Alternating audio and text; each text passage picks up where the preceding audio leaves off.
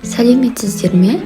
Бүгін үй жағдайында разрыхлитель, яғни қамыр қопсытқыш жасауды көрсетемін. Бұл дүкендегі қопсытқышқа жақсы балама, қолжетімді, табиғи әрі дәмді. Ең алдымен лимон қышқылын аламын. Ол түйір түрінде болғандықтан алдымен кофе тартқышқа ұнтақтап аламын. Ұнтақ түрінде ол жақсы ериді де басқа ингредиенттермен жақсы араласады.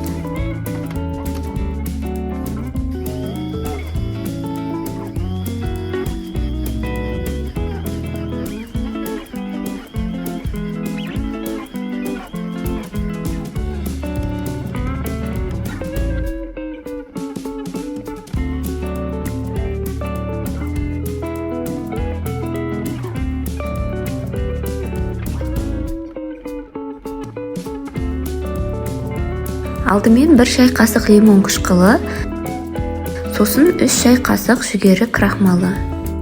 Ол қоспаның ұзақ сақталуына көмектеседі және құрғақтықты ұстап тұрады.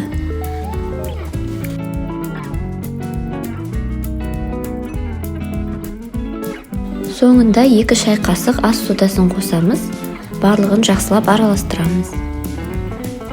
Бұл үй жағдайында дайындалған табиғи қамыр қопсытқыш. Дайын қоспаны шыны банкіге салып, құрғақ жерде сақтау керек. Сыртта ылғал кірмесе, 3-6 айға дейін сақталады. Қолдану жолы: дайын қоспадан 1 шай қасықты 200 грамм ұнға қосамыз. Осылайша қамырыңыз жұмсақ, үлпілдек болып піседі.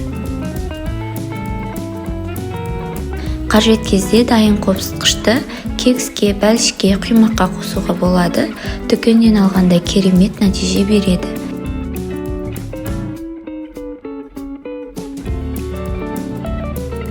Егер пайдалы болса, лайк басып жазылып қойыңыздар. Тағы да осындай қарапайым әрі пайдалы кеңестермен бөлісетін боламын.